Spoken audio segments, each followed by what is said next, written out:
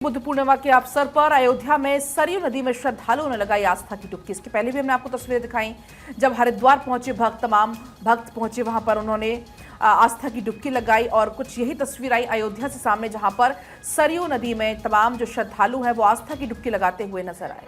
अपने बच्चों को मुक्त करते हैं और भगवान विष्णु लक्ष्मी की पूजा करने का विधान है और इसमें भगवान सत्यनारायण का व्रत पूजन करने का बहुत बड़ा विधान है। इसी को बैसाख की पूर्णिमा कहते हैं।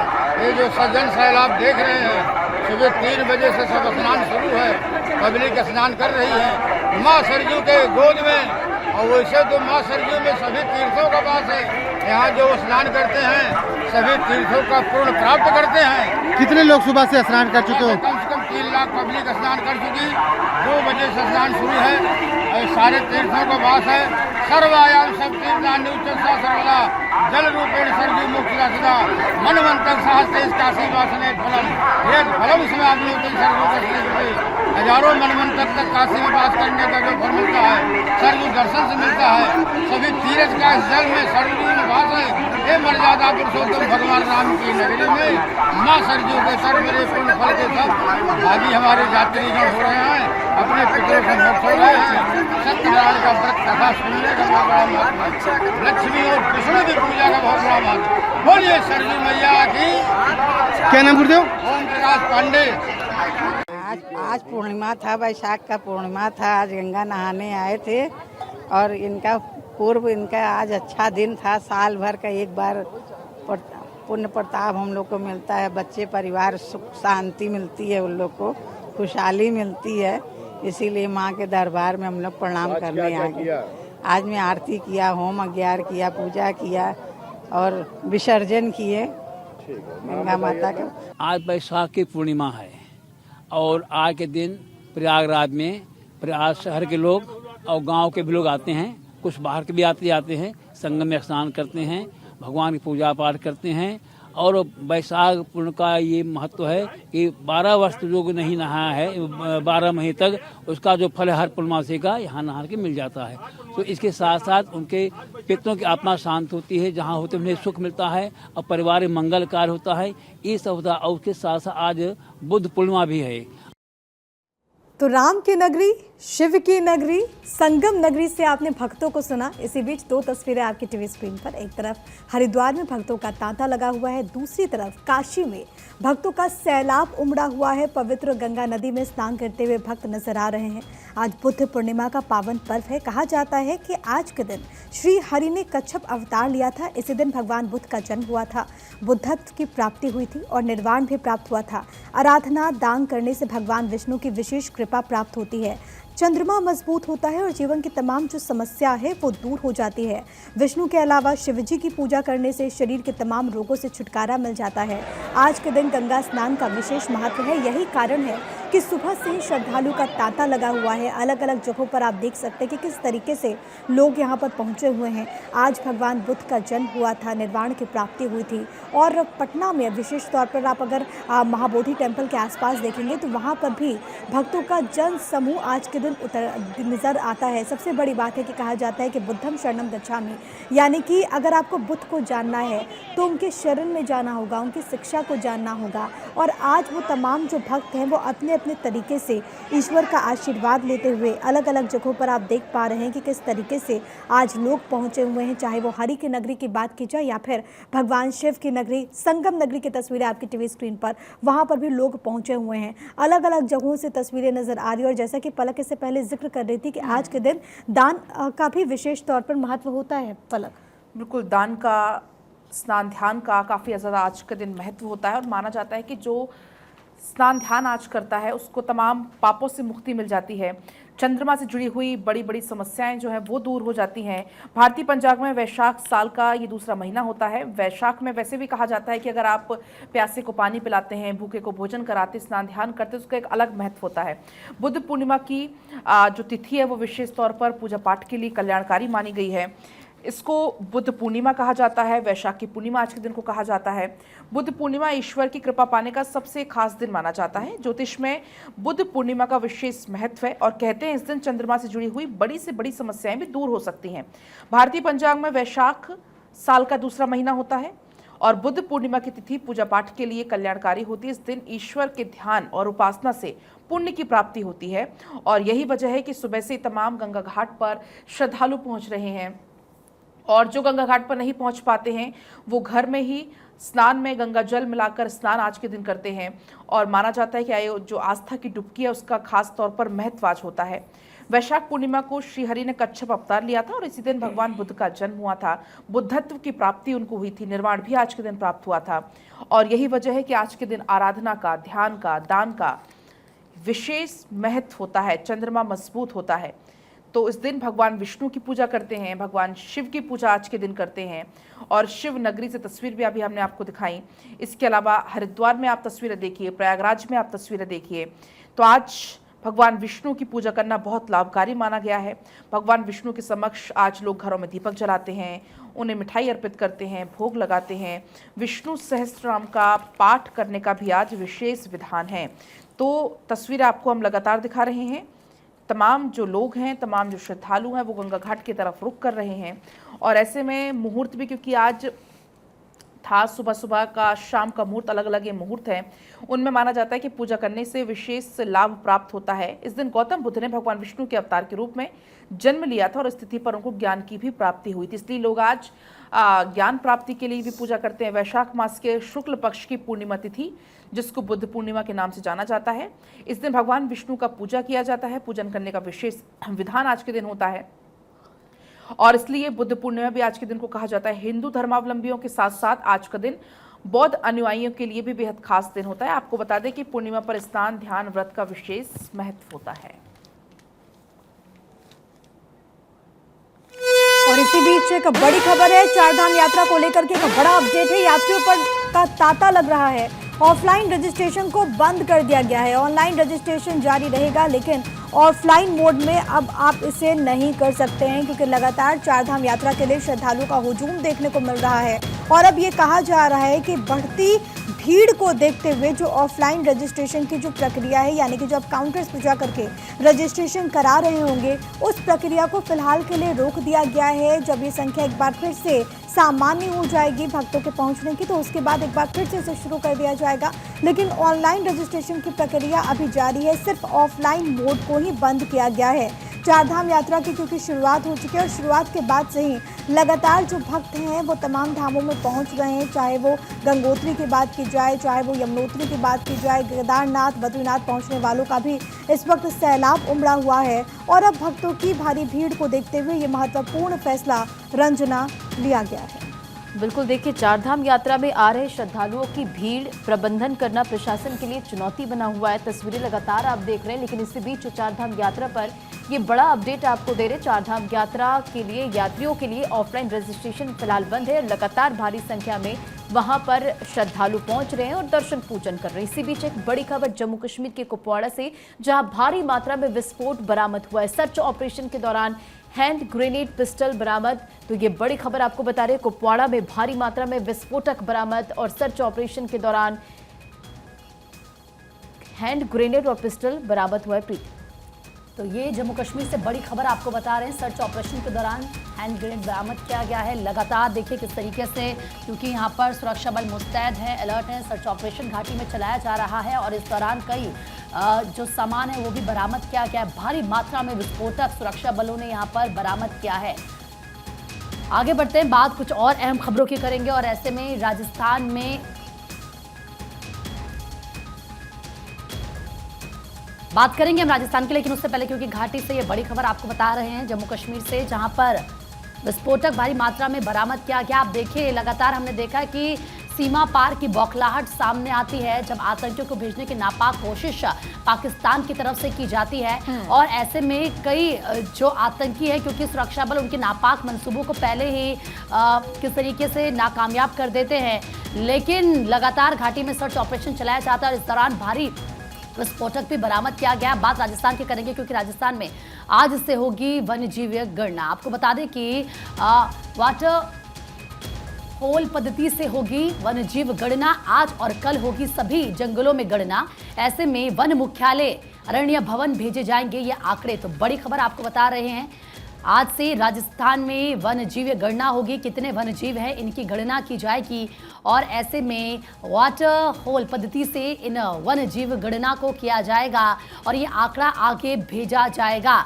आज और कल सभी जो जंगल है राजस्थान में उनमें जीवों की गणना की जानी है और उसके बाद वन मुख्यालय अरण्य भवन में ये जो आंकड़े हैं जो यहाँ से सामने आएंगे वन जीवों के, उनको आगे भेजा जाएगा। राजस्थान से ये बड़ी खबर, क्योंकि अगर राजस्थान की बात होती है तो वन्य जीव की वहाँ पर अकूत संपदा भी देखने को मिलती है, लेकिन एक प्रोसेस है, एक प्रक्रिया है जहाँ पर काउंटिंग होती है, जहाँ पर गिनती होती है कि आखिरकार उनकी कितनी संख्या है।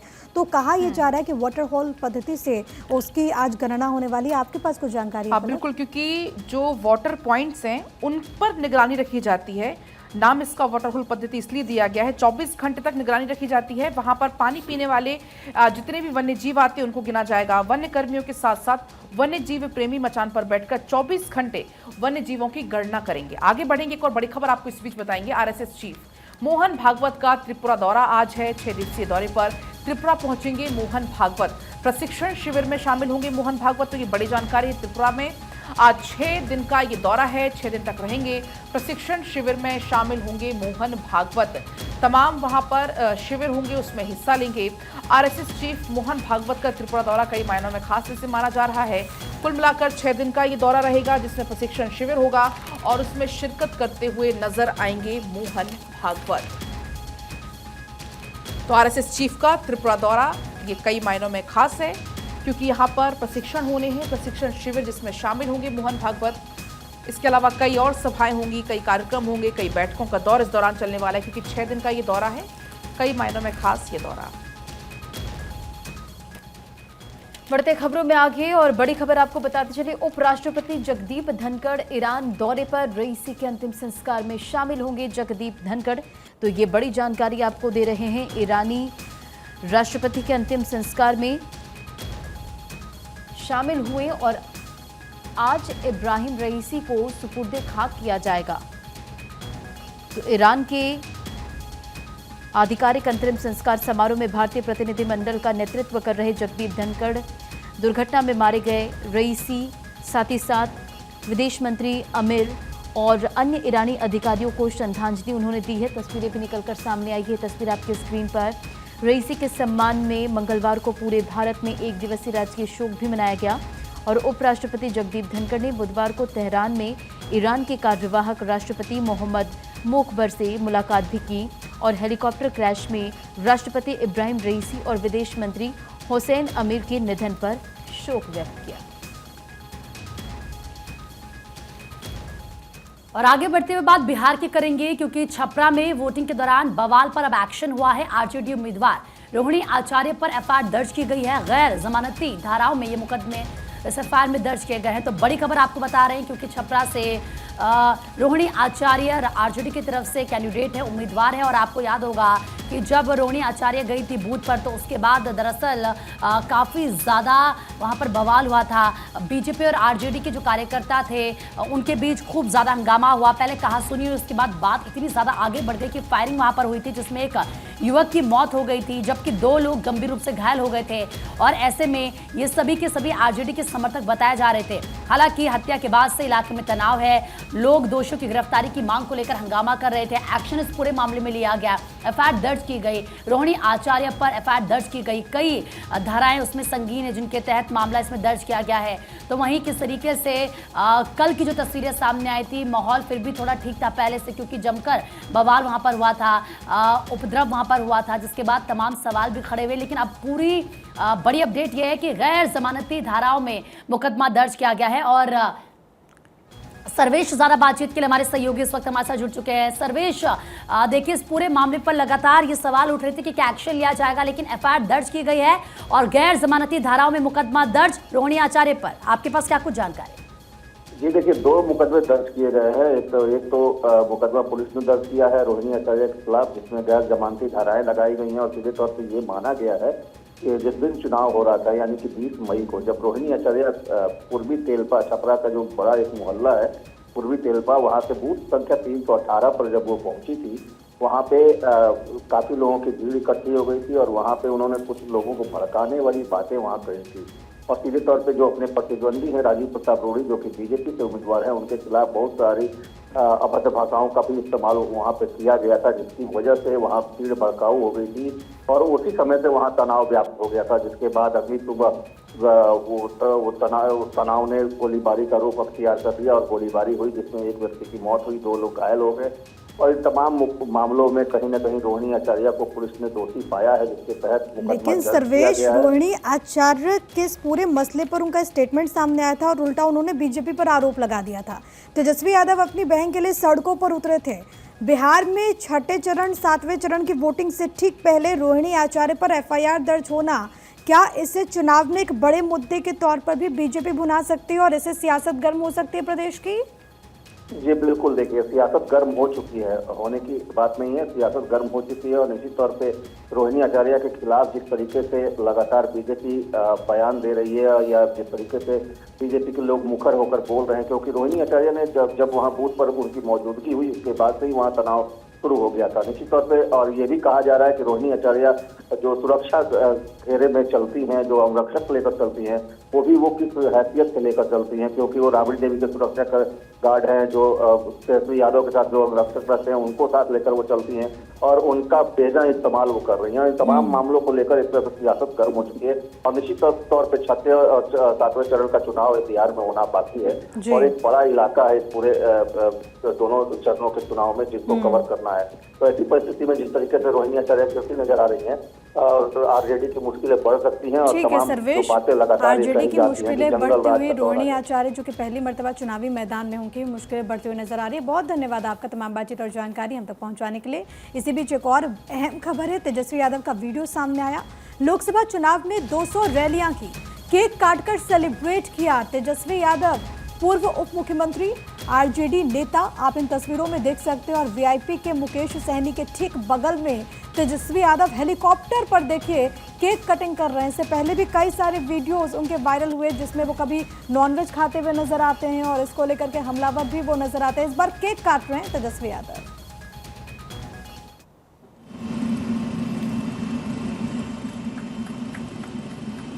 बहुत बहुत धन्यवाद।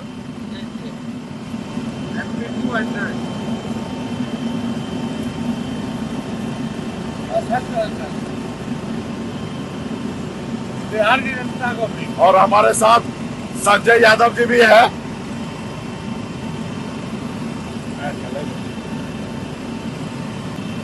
तो साथियों और सभी हमारे तो एक तरफ मुकेश सहनी विकासशील इंसान पार्टी के अध्यक्ष हैं और इस बार महागठबंधन का हिस्सा हैं, दूसरी तरफ आरजेडी के नेता तेजस्वी यादव यहां पर केक काटकर एक दूसरे को खिलाते हुए नजर आ रहे हैं।